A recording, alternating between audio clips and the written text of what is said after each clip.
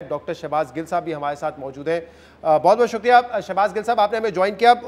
Opposition पहले भी confident थी, अभी भी वो समझते हैं कि एक तारीखी इवेंट उन्होंने क्रिएट कर दिया है। जो पहले जलसे से हाइप मिलनी चाहिए थी इस मूवमेंट को, वो मिल चुकी है। उनकी नज़र में ये कामयाब इवेंट है। हुकूमत वक्त इसको कैसे देख रही है और कितना आपको लगता है कि हुकूमत इस वजह से दबाव महसूस कर रही है इस वक्त? बहुत शुक्रिया शहजाद आपका। शहजाद देखिए, दो चीज़ बड़ी इंपॉर्टेंट है। जब एक पब्लिक गैदरिंग करते हैं हम, पब्लिक के पास अपोजिशन का जाने का हमेशा हक होता है, कोई भी अपोजिशन हो, और वो पब्लिक को जाके इंगेज करती है। जब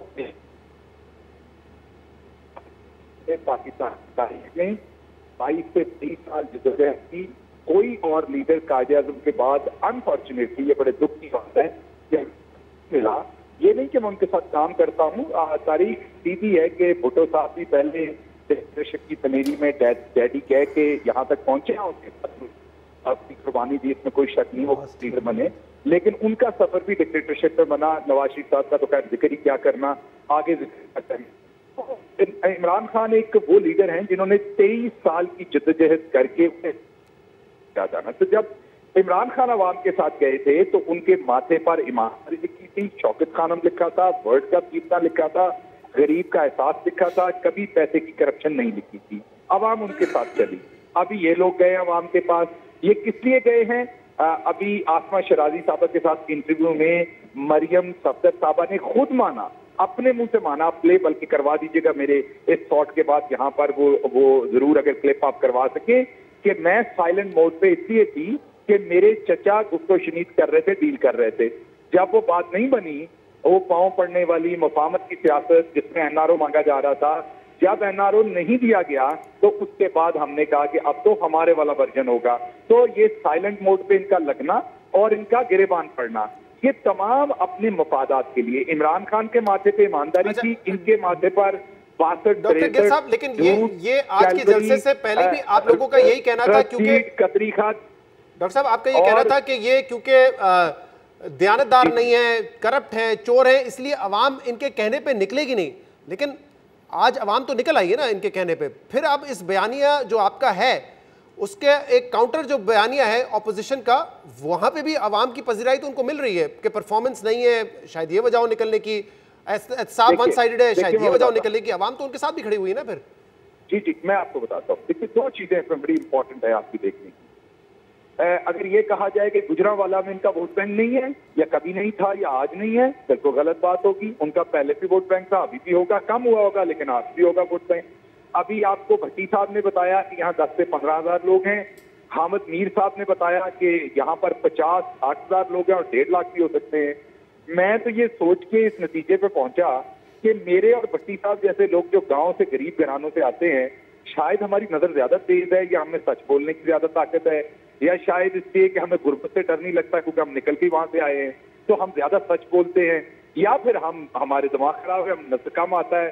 किताब में भी शायद स्टंटेड ग्रोथ हो, मुझे भी हो, बचपन में हमें नजर ही ना आता हो हमें कि हमें 60-70 हजार लोगों में 50-15 शहबाज साहब, एक तो मीर साहब वहां पर मौजूद थे, उनके सामने जितने लोग हैं, भट्टी साहब का अपना एक ओपिनियन है, आपका भी है। मेरे ख्याल से आईबी और पुलिस की रिपोर्ट आ जाएगी तो अंदाजा हो जाएगा कि कितने लोग हैं। लेकिन ये जो दावा किया जा रहा था कि ग्राउंड भर नहीं सकते, अब ग्राउंड अगर भर जाएगा तो फिर आप लोगों का ये नैरेटिव कहां जाएगा? और दूसरा, एक बात पे तो कंसेंसस है कि हुकूमत ने बहुत ज्यादा ओवर रिएक्ट किया है, जिससे ऐसा लगता था कि हुकूमत घबरा गई है।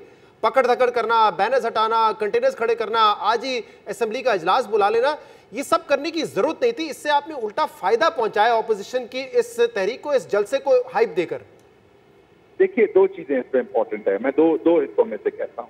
पहला हिस्सा तो यह है कि हुकूमत ने इजलास जो बुलाना था वो पहले से तय था, और आज जो उनका जाना था वो पहले से तय था, 3 दिन पहले से कम से कम तय थी ये बात।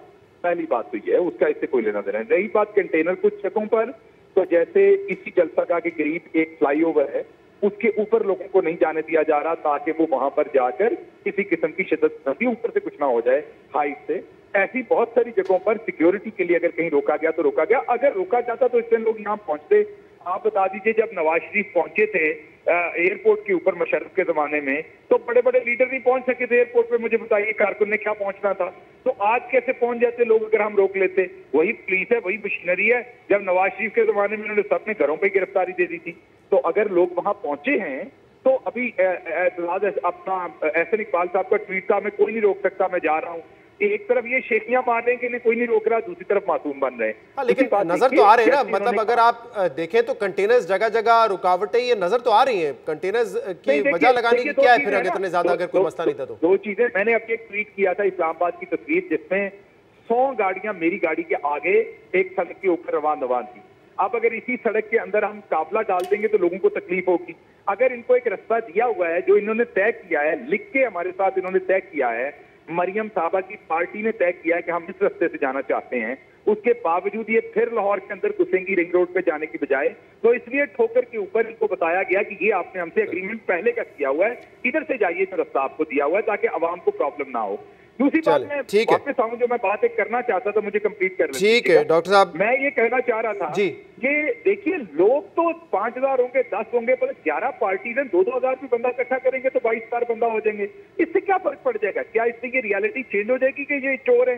क्या ये रियलिटी चेंज हो जाएगी कि सुप्रीम कोर्ट ने इन्हें 62 रुपए फ्रॉड, चोर और धोखेबाज कहा हुआ है? क्या ये रियलिटी चेंज हो जाएगी कि मरियम सफदर साहबा ने कैलवरी पॉन्ड और कतरी खात बहुत बहुत शुक्रिया, बहुत बहुत शुक्रिया।